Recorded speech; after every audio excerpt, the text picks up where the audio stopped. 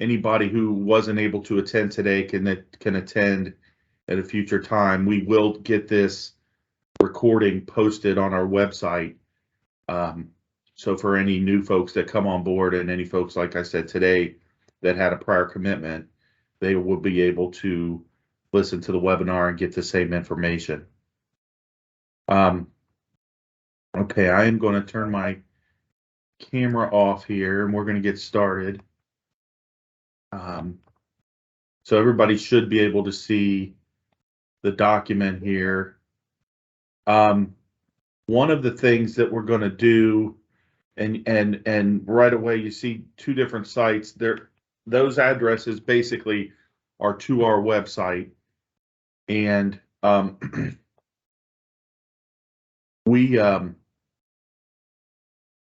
am going to unshare my screen for a second here so that I can go to our website and share our screen.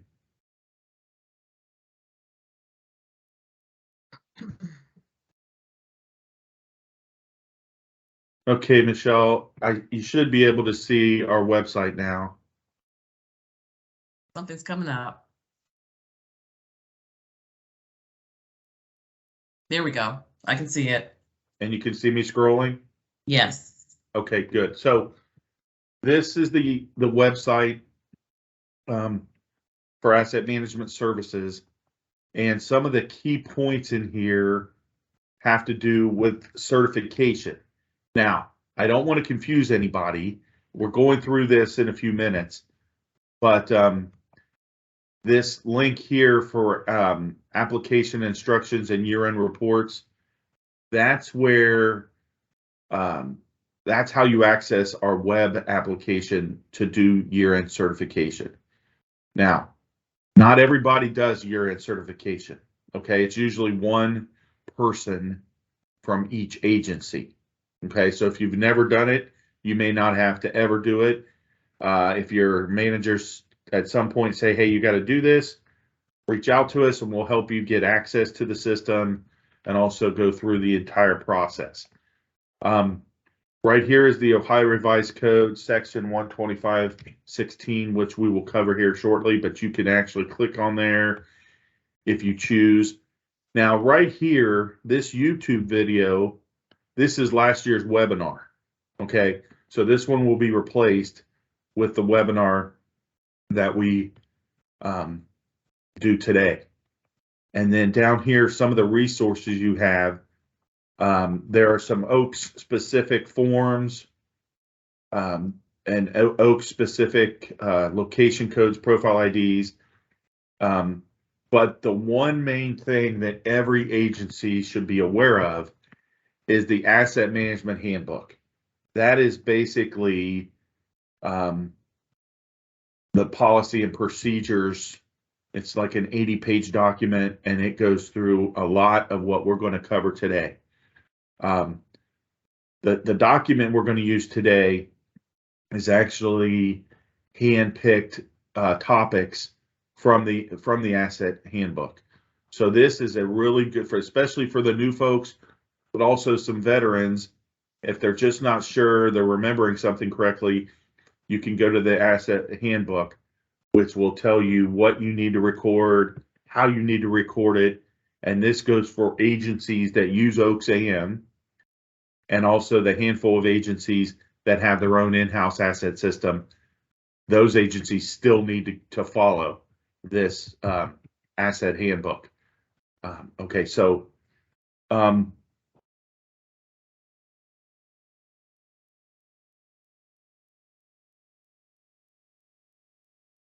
what I'm going to do is I'm going to go back to the presentation, stop sharing for a second.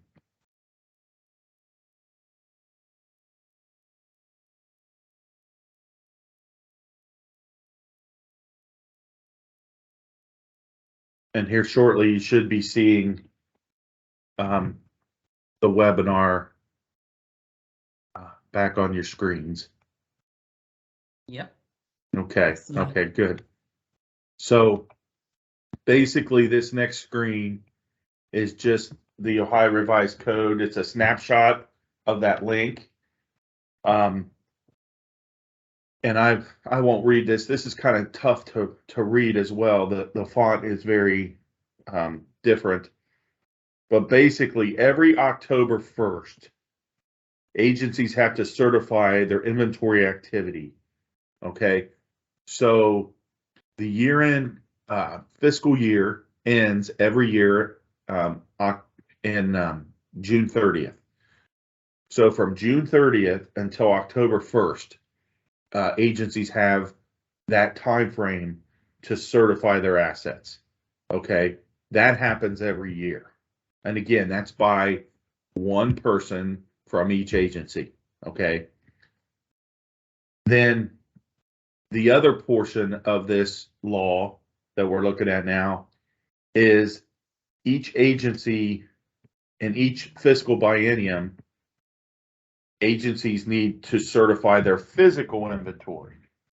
Okay, so what we mean by the physical inventory is within a 2-year period, agencies have to take a physical count of their assets. Okay, that is reported to us through that website, that web application that I referenced earlier. But that's done every, actually every odd fiscal year. So last year was fiscal year 22, and agencies did not have to certify that they took a physical. They only had to certify their tangible assets. Okay, their additions, their retirements, if they got rid of some items, that sort of thing. So now, I don't want people to get confused. Agencies have the right to do a physical inventory every year if they want to, and some do. If you have the means to do that, by all means, go ahead and do it. It makes it more accurate. But there are some larger agencies that cannot do every year, and so they'll do different sections so that the different divisions, and then they end up at some point certifying their entire agency's inventory within that 2-year period. So that's what the Ohio Revised Code. That's basically what drives the bus. Now this picture here is just a snapshot of what the yearly form looks like out on our website. And we won't spend too much time on this, but this is the first page, which is called Schedule A. Okay, and that's basically, this is like an online spreadsheet type thing, where on the left-hand side, you put in your beginning balances, were basically last year's ending balances, okay, in your asset system. And then you start plugging in additions, anything that you purchased, anything where an agency may have transferred in some items to you, or if you've moved some equipment where you transferred out. And then there's retirements, adjustments, any cost adjustments, and then any reinstatements where maybe you retired a record and you realize you still have it, and so you need to reinstate it. So that's the first page of the online certification form. This is Schedule B. And really, Schedule B is only used for inventory activity that happened in a fiscal year, but it didn't get recorded in the system. So if you had, 5 computers that you received June 29th, okay, and you didn't get them entered in time that fiscal year, you would put those 5 in the equipment column, which you don't see here. The equipment column's on the right side of this picture. But then you would put in just a total number of 5 additions and the total dollar amount. And then when the system is moved to the following fiscal year, you go in and add those records. And then at the bottom of this Schedule B form has the electronic signatures for the executive officer and their title. Now, sometimes this executive officer could be the designee, So it doesn't have to be necessarily the person that runs your agency. It could actually be you or your manager. That's totally up to the agency to decide that. So that's the second portion of that annual certification that needs to be done. Now, this area is the physical inventory, which needs to be done within a 2-year period. And again, it's required to be done on or before October 1st. And I'm happy to say that the last 5 years, we've had all agencies comply with the October 1st deadline. The October 1st deadline is in the Ohio Revised Code, so it's a law, and it is something that the agencies will get audited on. And so, and Michelle does a really good job of tracking this and making sure she communicates to the agencies, the last week of September to say, hey, just a heads up, you haven't certified yet either your annual activity or your physical inventory if that's due that year. But this is the form for the physical inventory, and it's very brief. It's basically just got the date of when you entered your physical inventory or when you actually finished it. And then, in our case, it has our business unit and our agency name.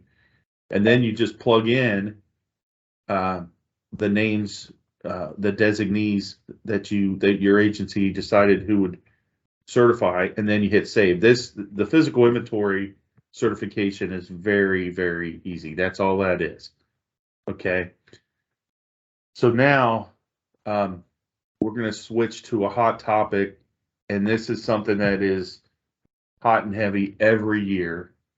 And we will get media requests on missing items. Okay, so that highlighted section basically when an employee recognizes that one or more assets cannot be found, and that would be during a physical inventory, the agency shall pursue an investigative review to find the asset. The investigative review may consist of a special review of documents, interviews with personnel, and/or special physical inventory.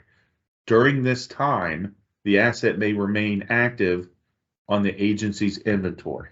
Okay, so to dive into that a little deeper, if an agency goes out and does a physical count, they go to a certain portion of a building, they don't find a certain asset, you should not go into the asset system and record it as missing immediately. You should not do that. Okay, what that does is open you up to the possibility that piece of equipment could be on a report that ends up going to the media. Okay, so here's the examples. DAS's communications department would get an inquiry from, a local TV station. It could be in Akron, Canton, Cleveland, Cincinnati, or in Columbus, wherever. Okay, when they get that inquiry, they're usually asking for the state's missing or stolen assets. Okay, then we have to produce a report. Well, if in this case, if you did a physical inventory and didn't find the asset and recorded it as missing, then when we run the report, that asset's going to be on there, and then it's going to end up going to the news people that asked for it, and then they and it could be part of a story, especially if it's a high dollar item or if it's an item that stores information. Okay, so this policy basically says when you don't find something the first time, you need to try to find it again. And while you're trying to do that second review or second physical count, the asset can remain in the system as active. Okay, again, we're not telling you how long that time frame is.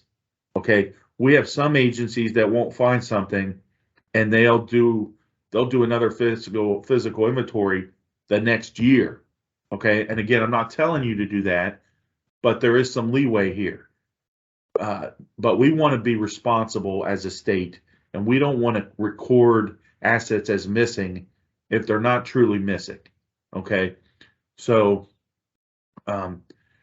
you should keep that in mind, because some things get moved around routinely. And if it's not in a section or an office, it may be in another section, and it may be in transit. And so talking to people that work in those areas is very helpful to figuring out what happened to the asset. This next section on assets disposed as permanently missing. So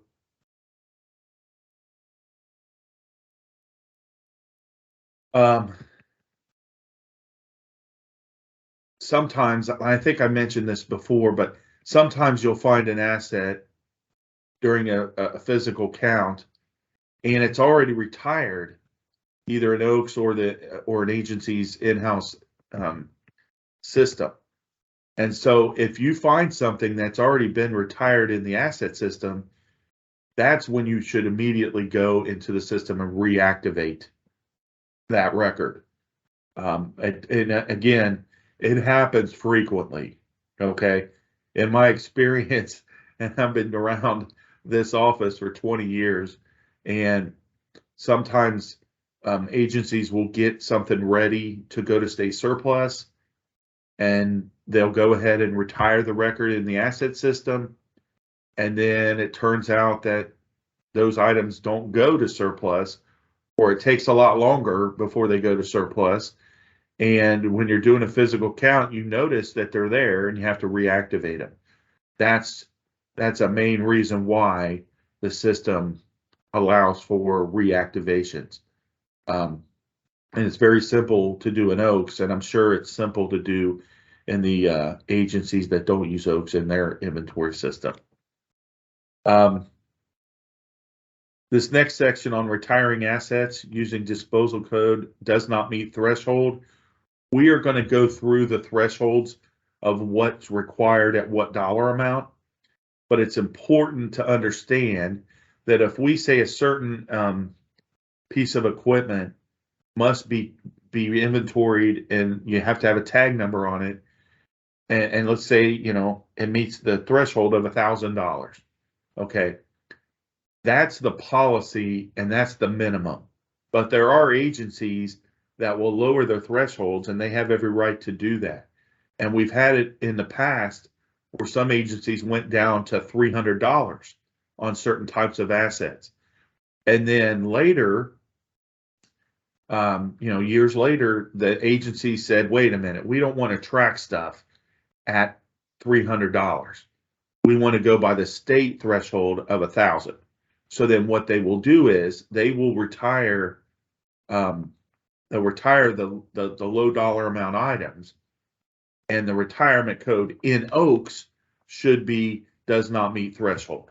Okay, there should be something similar in the asset management system of the agencies who do not use Oaks, but that's what you would use if you're an Oaks AM user.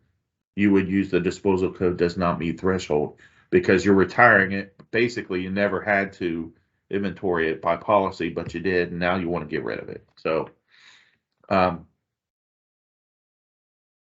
there's always questions about the cell phone disposals, and state surplus there are actually two different ways that they use, that they've told us. One is the Tango e-cycle, which means that they actually will that company will melt down the cell phones. Okay, so if they do that, you should use your disposal code should be scrapped. Now, the other way is the contract with RP Asset Recovery, and if your agency uses them, what they do is they will scrub the phones, and they actually will send them, after they're scrubbed, they'll send them to state surplus. And so surplus is going to sell those old phones And so then you would use the disposal code of retire by sale. Okay, so that's the difference depending on how you dispose of your cell phones as to which disposal code you would use. This next section here is about certain things that get looked at during an audit, and the OBM audit team was kind enough to give us this list of what they look for when they're auditing an agency for their assets. And again, this list would not be all and everything. This is most of what they look at, but it's not an exact. They do look at other things at different times depending on the circumstances. But that is helpful to understand what you're getting audited on, so you can understand how important it is, because no one wants to get dinged during an audit for something that they could take care of during this, as one of these bulleted, list. And for the agencies that have been audited, or for the agencies who haven't, the simplest thing that whether it's the auditor of state, whether it's your own agency doing an internal audit or OBM doing an audit, they basically will take records from your active list and say, okay, show me where these are.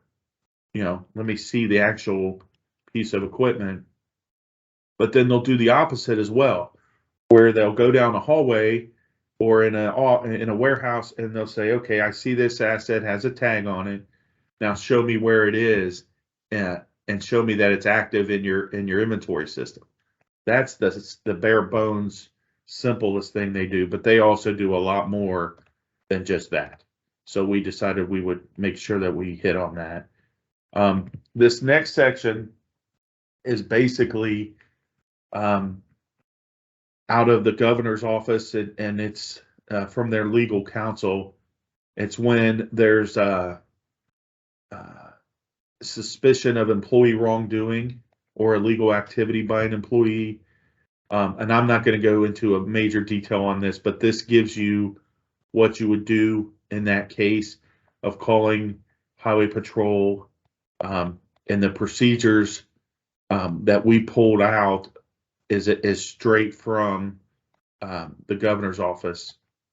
So you can use this as a guideline if you think, if you feel that someone in your agency may be doing something illegal, specifically with assets or anything in general. Now, this highlighted area, whenever something appears to be stolen, the Highway Patrol will do a police report on the stolen items. And this is a policy that's been in place now for 5 or 6 years. But basically, the initial police report must be electronically saved and attached to the asset record in Oaks or the agency's in-house inventory system. So there must be an electronic link. So in Oaks, for the Oaks agencies on the call today, it's pretty simple. You can go on the basic ad page and add the attachment, the initial police report. Now, it's very important to understand the initial police report is what needs to be attached to the record because it's been stolen. You don't need to wait or later find out if there's a final police report. We're just talking about the initial police report that should be attached to every record when a piece of equipment has been stolen. Yeah, and again, it's not. It doesn't happen a lot, but it does happen. Now, this section, and I'm going to go through this quickly because it's very, very lengthy, but this is the section that we talk about cost thresholds and what needs to be required to be inventoried by the state of Ohio. Okay, so personal property. So that's, and basically it's tangible personal property, equipment and machinery, those type of things. The threshold is if the dollars are more than $1,000, they need to be inventory. So all equipment greater than 1,000 must be tagged in inventory. Here in section 2, this is computer software. And now that threshold is if it exceeds 100,000. Now that's purchased or developed. There are some agencies that will develop, their programmers will develop their own internal system. And if that cost for creating that internal system exceeds 100,000, then that software needs to be tracked as an asset. Then when you get into the third bullet point there with firearms, firearms are required to be inventoried regardless of the cost or regardless of the donation market value at the time of the donation. All firearms must be inventoried. Here in section 4, we talk about sensitive items, and sensitive items 500 and greater must be inventoried. Okay, and sensitive, there's going to be a list here on page 9 of some of the categories of what would be considered sensitive: audiovisual equipment, communication equipment, antiques, works of art, power tools. Okay, so Can you hear me, Fred? yes, ma'am. Okay, Phil Murray has a question.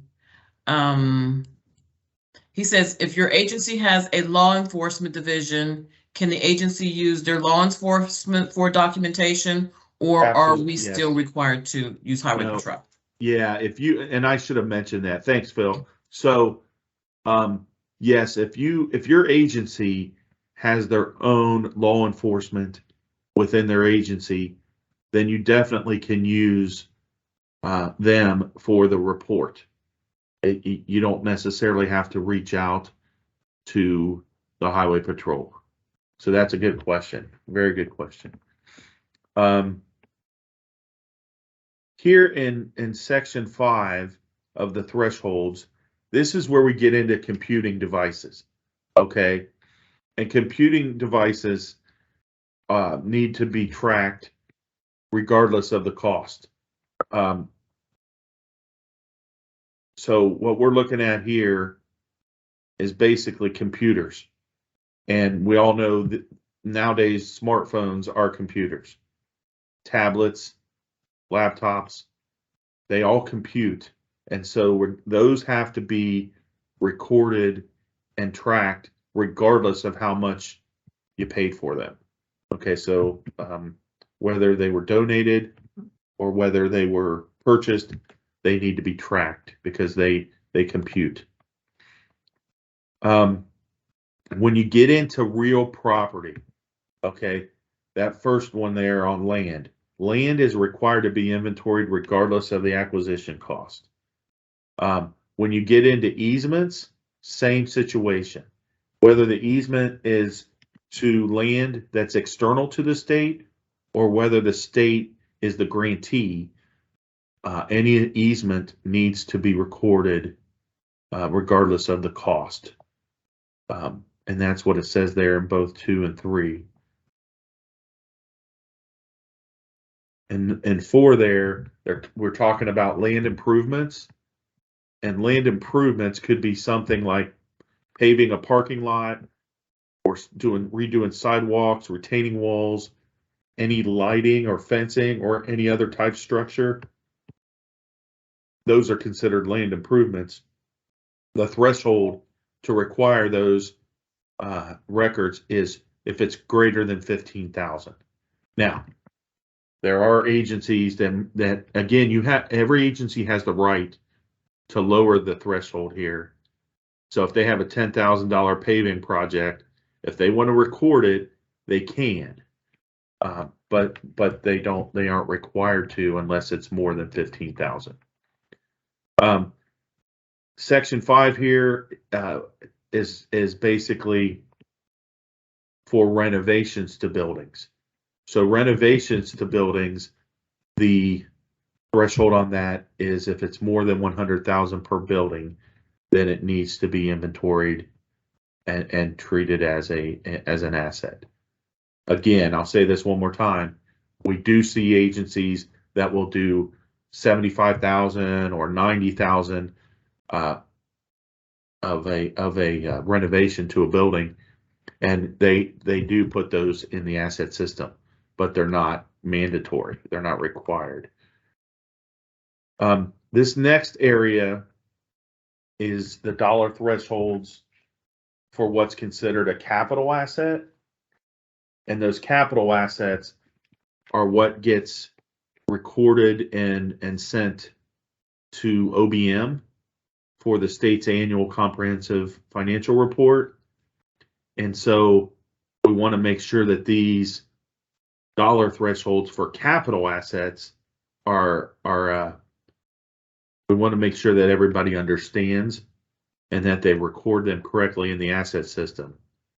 For there have been several times that agencies get confused on entering capital assets, and that's what's highlighted there. Some things are purchased by capital funds, but they're not, that doesn't mean that they're a capital asset, okay? So if you purchase equipment or furniture or anything with capital money doesn't mean that it's a capital asset, okay? It's a capital asset if it meets certain dollar thresholds, which now we're going to go over here. Okay, so we're going back to the personal property. Remember, we already talked that if it's more than 1,000, this equipment has to be recorded. But if the equipment ends up being more than 15,000, then it needs to be recorded as a capital asset. So the way Oaks users do it is they have a C on the end of the profile ID. Okay, so 3609C, but if it was less than 15,000, they would just put 3609. Okay, that's how the Oaks users do it. But all agencies, regardless of whether they use Oaks or not, need to record their assets properly and identify equipment that is greater than 15,000.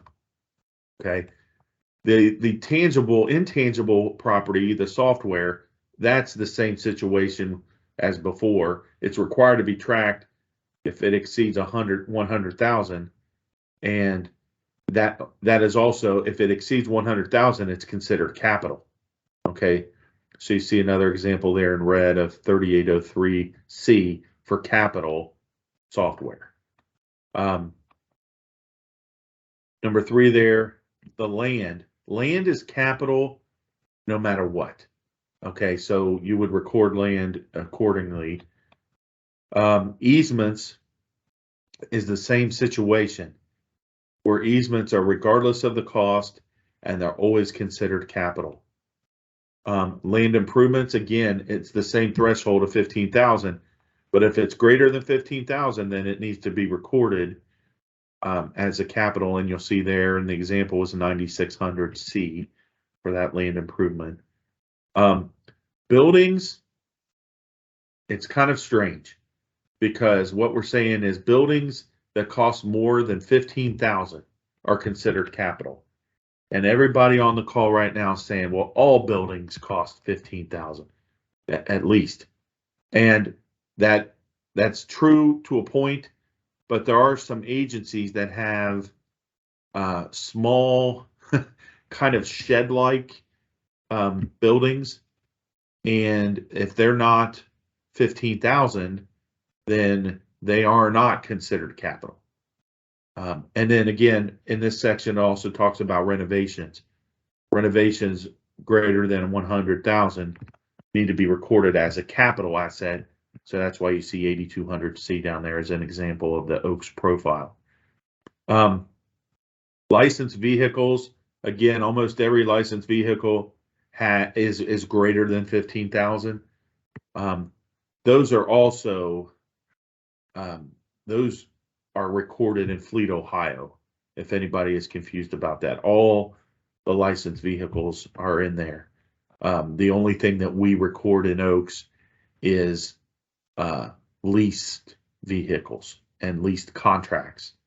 And that's usually if agencies are using Fleet Ohio, or using the fleet department to lease their vehicles from them, what happens is DAS is also leasing those same vehicles from a company.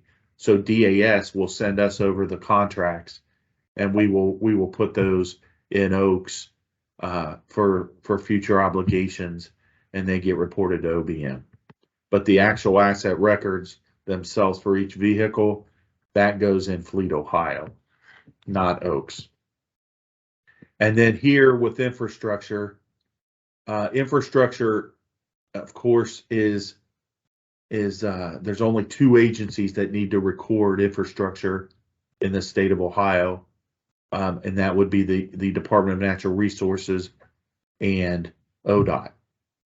And then any infrastructure record is considered a capital asset. Okay, and again, it's regardless of the cost. So we have mentioned this before, but I want to mention it again. Voluntary tracking of assets that are under the state threshold. And it says right there, agencies may choose to track where the purchase price is less than the state threshold, such as software at less than 100,000 or renovation less than 100,000. Now, and again, if it's an agency that uses Oaks, if they're going to track something that's not required and it's a non-capital asset, then they should not use a capital profile ID. So again, you see up here we had the examples in red, and there's a C on the end. Okay, so if you had a piece of equipment that was less than 15,000, then you would put a profile ID in Oaks without the C on the end. If it was greater than 15,000, you would definitely then put the C on there for capital. But every agency has the right to track anything they want at any cost, even if it's a low dollar amount item. Ordering, tagging assets and ordering new tags. There are some, basically what we're saying here is that you can go through state printing to reorder barcode tags, and there are 2 different types of tags that agencies will use. One is a barcode tag, and one is a property label. Okay, the difference is, and you may seen some of these, a property label will basically just say state of Ohio, property of Ohio, and it'll have the agency on it, but it won't have any numbers or an actual barcode. So that's the difference. That sometimes we'll see filing cabinets, old filing cabinets, they don't meet the threshold, but for some reason agencies will want to put a property of Ohio label on it. Okay, so but either type, whether it's a barcode tag or a property label, you can go through state printing, but you're not required. Okay, you can go through your procurement rules, and I know some agencies will use certain vendors that they've used in the past, and as long as you're going through the procurement procedures and you're following those, then there's no requirement on who you use. If you're not sure and you have never done that, we have a couple vendors we can suggest that we know have worked with state agencies in the past. And you can just send Michelle and I an email. Those barcode tags must have the agency name and or the division or institution printed on it. It needs to have recognizable abbreviations for so that we can figure and decide which agency or which division, which institution the asset originated, especially if you have a transfer of at some time. The next portion here is the purple highlighted section is on the policy for asset record entry.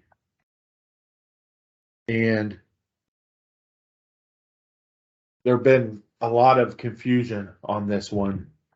And we've even had somebody get audited and the auditor wanted to write the person up because they hadn't entered the record in time, but there is no time frame. Okay, when you receive an item, there's no time frame stating that the asset must be created in an asset system by a certain amount of time. Okay, we did not ever want to put a time frame in our policy for agencies because agencies, they all have different processes, and one agency might not be able to enter a record within 15 days of the time they received it. Okay, we do have a policy on how long, when you receive an item, how long you have until you must put a tag on it.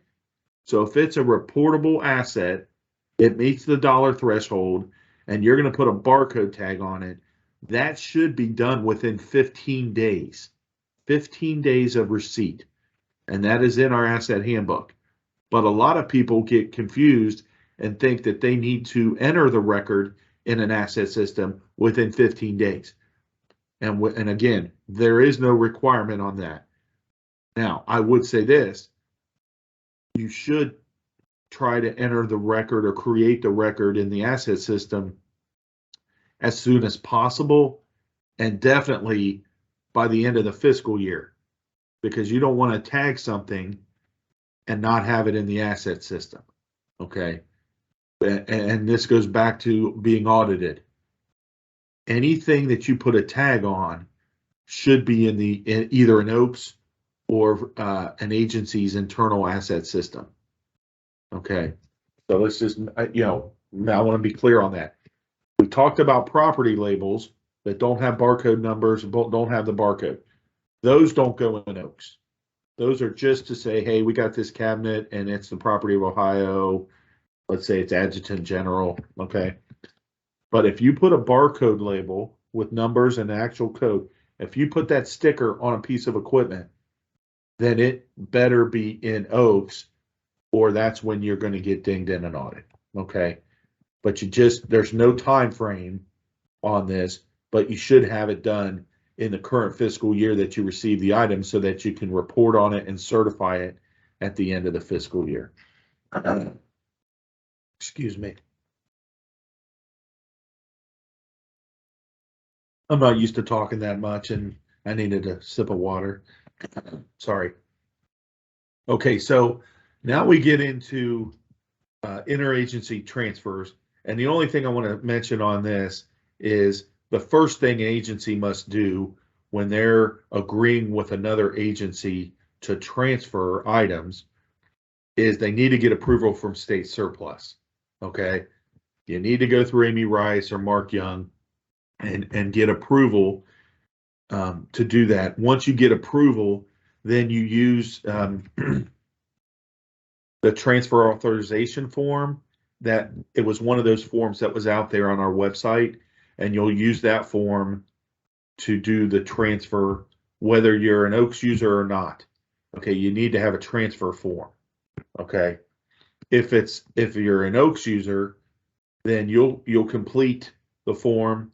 You'll have the receiving agency complete the form, And so then you'll send that form with the with all agencies, all parties on that email, so we know that everybody agrees. And then Michelle or I will go into to Oaks and actually perform the transfer, moving it from one business unit to another.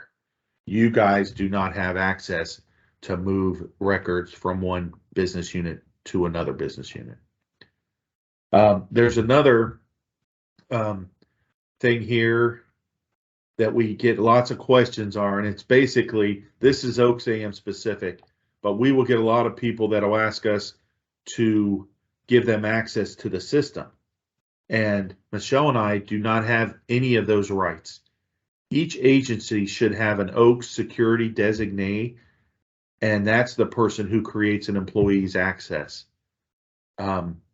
So usually it's in the business office or fiscal office, but there's usually at least one. In larger agencies, there may be multiple people that have Oaks security access, and they will set you up so that you can do certain transactions, or maybe just have view only. But that's decided by management at your agency. We cannot grant folks access to Oaks at all.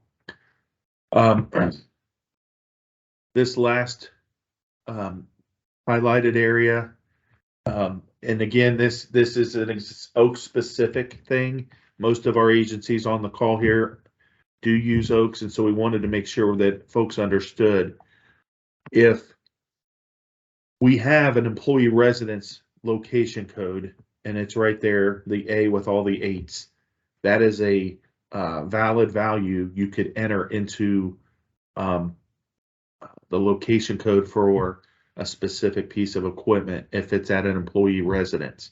Okay, but you'll see those last two sentences. Ohio agencies have the option to change the location code to the employee residence. That's the one above, or they can keep the location code that represents their base office. And that example of AAXP 0001, that's Surface Road, and that's where Michelle and I, that's our main office. Okay, so we have laptops here in our homes, and the location code is the AAXP 0001.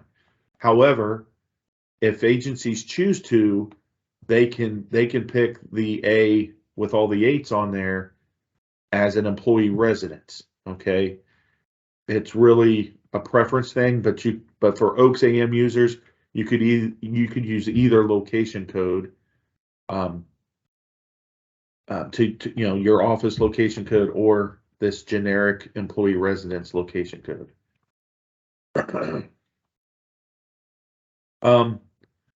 When you get to donations, there are certain times where agencies will have donations to them, and an asset donated to a state agency is basically treated as a state-owned asset.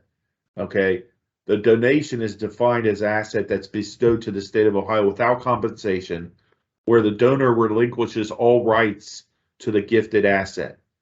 Okay, upon acceptance and receipt of a donated asset, it is considered property of the state of Ohio, and as such, the asset is subject to Ohio laws and regulations.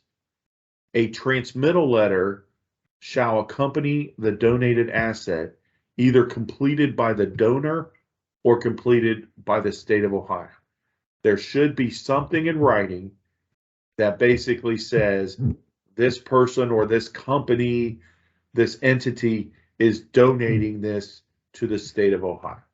Okay, and we have that every once in a while. It's not a frequent thing, but sometimes you have some folks who will want to donate things to a specific state agency. The next section here on adding assets when the original cost is unknown. This occurs on a regular basis. Okay, and what happens is you have no idea how much the item was purchased for. There's no paperwork that says how was it funded, but yet you have to enter it into an asset system. And to be able to enter it into Oaks, you have to have a cost, you have to have an acquisition date, and you have to have the funding strip.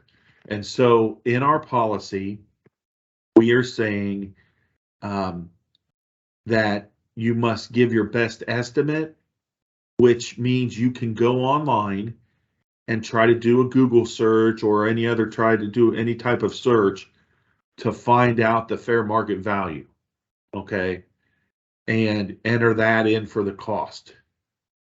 Now, for the funding, you can use the predominant fund that your agency uses for that type of item. So if it's a computer, laptop, whatever, if you purchased them with a certain fund, normally that's the fund in the ALI Department of Program code that you would put in there. Now, the acquisition date is a basic estimate, and it's based on similar items that you already have. So if you talk to your IT department and they say, yeah, we bought the last round of computers October 4th of 2021, well, then you can kind of estimate that's probably the date that item was entered, and you would put that estimated date into the asset system.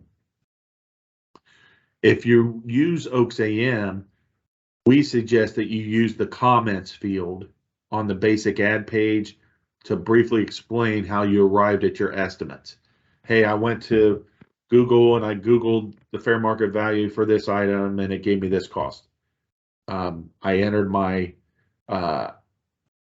acquisition date based off of somebody at my agency saying we purchased this type of item back in this time frame. That's the best you can do when you don't have actual paperwork to support and to tell you the true actual cost. But you cannot and should never put any assets in an inventory system at $1 or a penny just to get it in the system. You got to use the fair market value.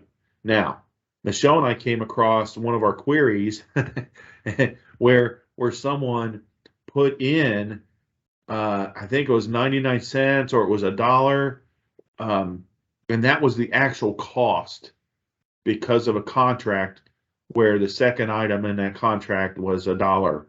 If you actually paid $1 or 1 penny or 99 cents, if you actually paid for that item that way with that value, then you should definitely put that in the system.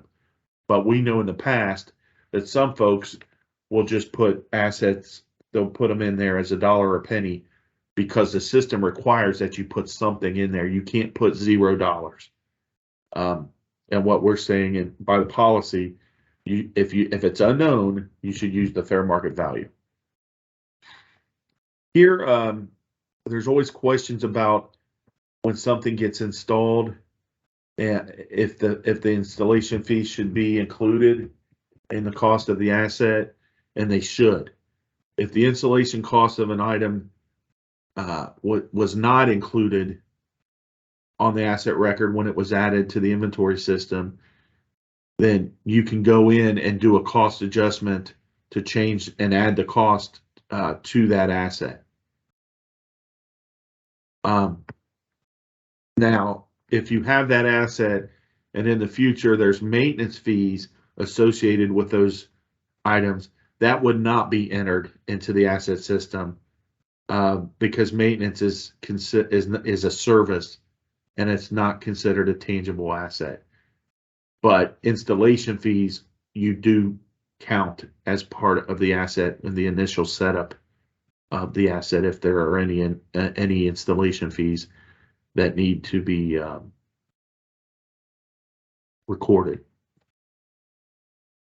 We had already touched on the infrastructure with DNR and ODOT as being the two agencies required. And some examples of infrastructure are bridges, canals, dams, drainage systems, lighting systems, roads, sewers, tunnels, and water systems. And then we've had a few questions this fiscal year about portable buildings, okay? And portable buildings that have no foundation should be recorded as a land improvement. Because they don't have a foundation, they can be moved very easily. And if they're easily moved, they're considered a land improvement. Now, we've also had questions about what in the world is a leasehold improvement. And the best way to describe a leasehold improvement is when an agency is leasing office space. Okay, and then the agency decides we want to make improvements to our office space, and they actually will renovate part of the building or part of the office. Those improvements that they pay for are considered an asset of the state, and they should be recorded as a leasehold improvement record as long as the lease is in effect. Okay, once the lease is done, then that record should be retired. But while agencies are leasing office space, if they decide to do improvements to someone else's building, basically. Now, if it's renovations to a state-owned building, well, then it's not a leasehold improvement, it's just a renovation, and it should be recorded based off of the cost threshold. But a leasehold improvement is when you're leasing from someone else, your agency's leasing commercially, and they decide to renovate or do an improvement to the building. That improvement is actually an asset record and should be recorded in the asset system until that lease is done. I've went through this extremely quickly, but I've gotten under. I'm under. Hey, Fred. Yeah. So Melissa Wallinger, did we go over items bought with grant money? We did not. Well, Melissa Wallinger wanted to know, does that include items bought with grant money? In the earlier, as far as funding, I don't know if that was funding or. Well, items that are purchased by a grant, definitely, yes. I mean, it doesn't matter if it's a grant or a normal, a fund. If the agency pays for it using a grant and the type of item is a reportable asset, it needs to go in the system, and it needs to go in at the actual cost of the item. So yes, that definitely those, if something's purchased by a grant, that grant money is used to pay for something, and absolutely, it's whenever the item is in the state agency's possession, it needs to be recorded, whether it was paid for by whatever fund or whatever grant money. And I believe most grants still have attached funding, fund, ALI department, and program connected to the grant. That's a good question. I have another question from Kevin Schrock. Okay. Is there a threshold for the leased improvements? Is it just 1,000? Leasehold improvements. Yeah, leasehold improvements. The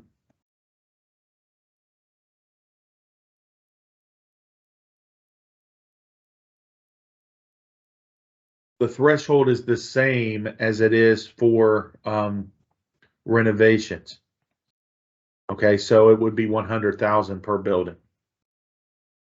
So if an agency does a leasehold improvement of 70,000, they do not, it's not required that they put that leasehold improvement record in the system. That threshold is 100,000. Now, again, agencies have the right to do that. They could put a leasehold improvement in at 70,000, but the threshold on that is 100,000. One more question. Phil Murray has a question. He says, leased equipment's like a Pitney Bowes stamp machine. Is it required to be tagged and entered into OAKS AM, or should an agency track the asset on their own.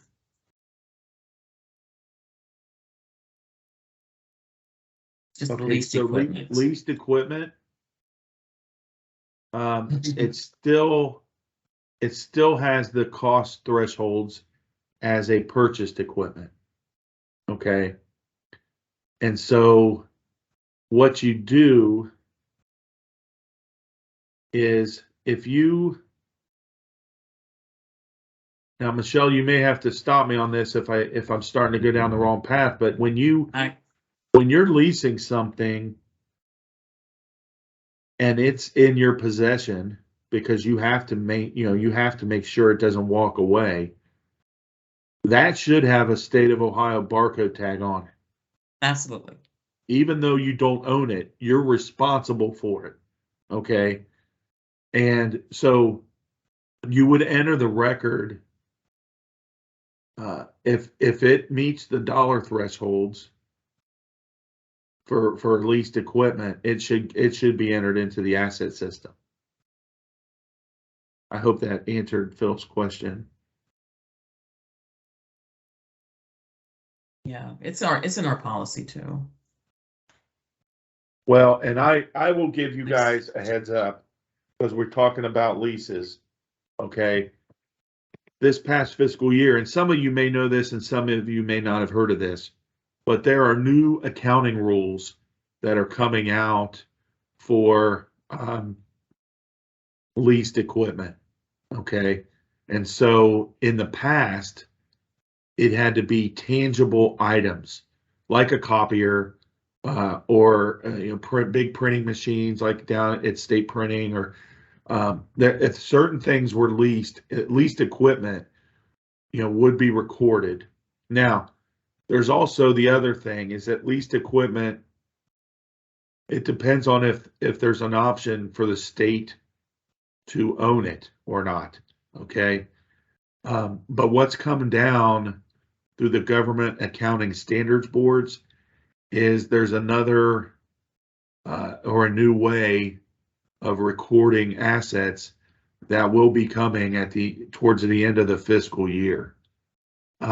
It happened in fiscal year 22. Excuse me. But those assets were not recorded in the asset systems. They were reported from fiscal offices directly to OBM. Okay.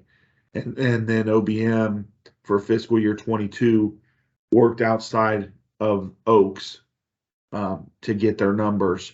But basically the difference is in the future and in this fiscal year, agencies have to record what's called right to use assets. Okay. So if you're leasing to own, that's what we've been putting into Oaks. Okay. But if you're what's new is if you are renting office space, okay, if you're renting items that are just rentals, there's no rent, there's no lease or no rent to own option. If you're just doing rentals, in the past, those rentals were not reportable, and now they're going to be. Okay, so agencies that are renting office space, if it meets a certain threshold of what OBM is going to decide on, I believe it's 70 or 75,000, then those items will have to be recorded. And there will be a lot more that comes out about this. And whether an agency uses Oaks or not, they're going to have to get those records put into Oaks. Okay.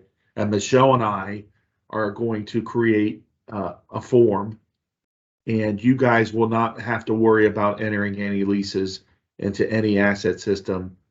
You basically will send us a form and we will do the entries for you. Okay. There aren't that many in the state of Ohio.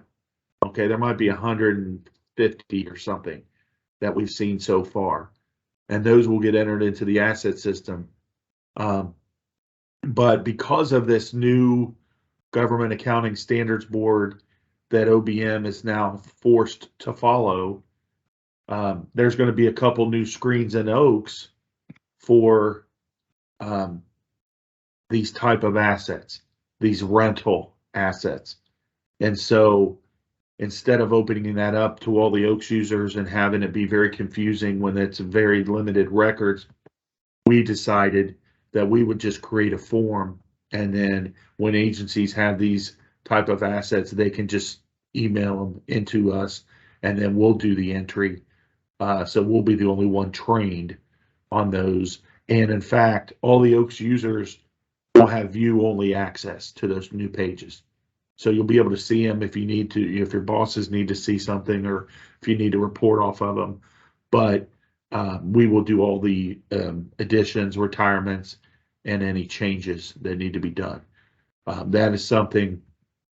And what we've also learned is that in future fiscal years, there's going to be recording of assets that are intangible assets, like putting software on cloud space.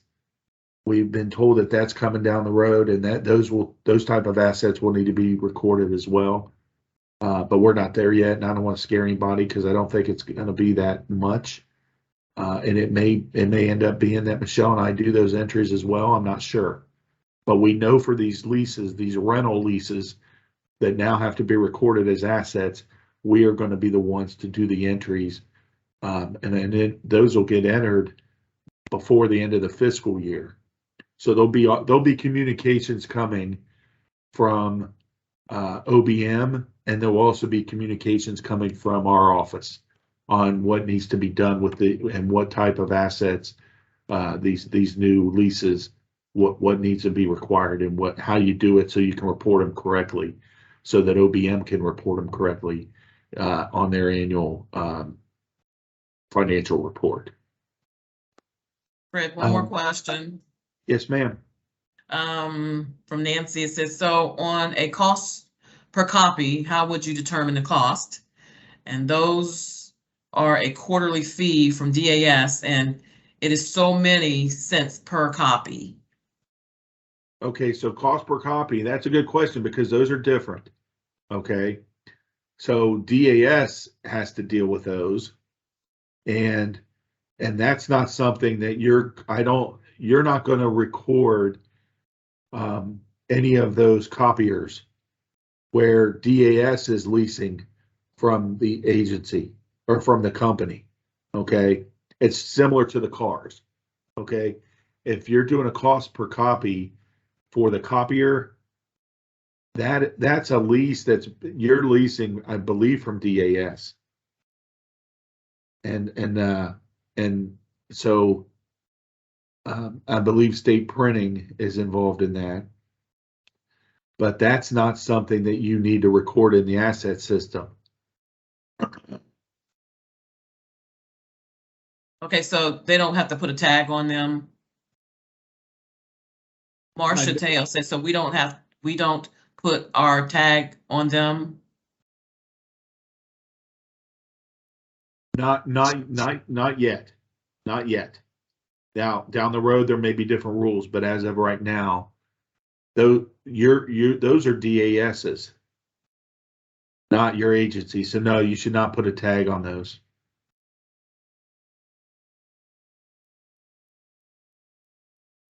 Are there any other questions? None so far, Fred. Wait a minute. Okay, Robin Buck said, who do we contact for the lease copiers? Okay, so I'm not real sure. There has to be somebody at your agency that deals with leases. I would suggest that that's the person. It's probably somebody in your fiscal office. If you need to, find out. The first thing is, well, I honestly would start there. I would start with your fiscal office to find out about the copiers that are being leased. If you find out information from them and you have more questions, then reach out to me, try a Teams call with me, or we can set up a meeting. Michelle and I can both be in on it, but we will help you. But I don't have a list of folks at the agencies. Sorry, Fred. Marissa Priss she answered Robin Buck's question as far as contacts for DAS. Okay. Okay. Carl Virgin, was it Bugger, is the DAS contact. Oh, Carl? Yeah. Okay. Yeah, I did not know that. Are there any other questions? Okay, so Gina Kleiman said, how would we know when a leased item is coming in and the contract to put a cost on items, pharmacy equipment? Is that PO or something that comes in, or? This really goes back to communication with the fiscal office of your agency, to know if something's leased or not, or if you purchased it. I mean, there could be something on a PO, but I would reach out and make sure on larger items. Most agencies don't have a lot of leases, period. Okay. And so it's usually agencies aren't leasing affordable equipment. It's usually very, very large equipment.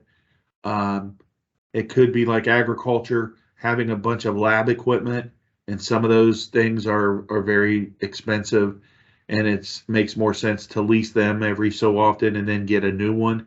And so there's a dividing line between, hey, is it a rental, or is it, hey, we're leasing this because we're going to own it? Okay. And either way, those are now reportable assets. Okay. But again, the question is also with cost per copy. I believe those are DAS's responsibility to track, not the agencies. Because, like the question before, how do we know the cost? Well, there is a lease cost that every agency has to deal with the vendor on, and then the additional costs are per copy, right? And nobody knows those, and you're not going to be expected to try to track down how many copies you made. Was it 3 cents a copy? That's the cost of the item. No, it's the least cost, and that would be between the vendor and the agency who was actually leasing from the vendor. So, and again, I don't want to hijack this meeting with just at least I didn't mean to cause a lot of confusion on leases by mentioning this new process that's coming up. There's still rules and thresholds that need to be ironed out in the next 7-8 months. So once we get those with OBM, then we will definitely communicate it to the agencies, and it'll be everybody that's in our customer database. Oaks users, non-Oaks users, everyone will get the same message. Any other questions, Michelle? That's it. All right. Well, I appreciate everyone attending today's webinar. And again, this recording will be put out there on our website so that other folks, if they have questions or references, if they need to refer to something, we will also, everyone who attended or everyone who was scheduled to attend, we'll send out an email with this document. You just have to remember that this document is pieces and parts are pulled out of the policy, the AM handbook. So if you want to, if you're not sure about something, you really should go into the asset management handbook. Just go into our website and go down to the bottom portion and pull up the handbook. And there's a table of contents right there for certain things, or you can just do a search and find. if you're a certain word you want to find it and find your topic that way. But I would like to thank everyone for attending today. And again, in the future, if you have questions, please reach out to Michelle or I, and we'll try to get back with you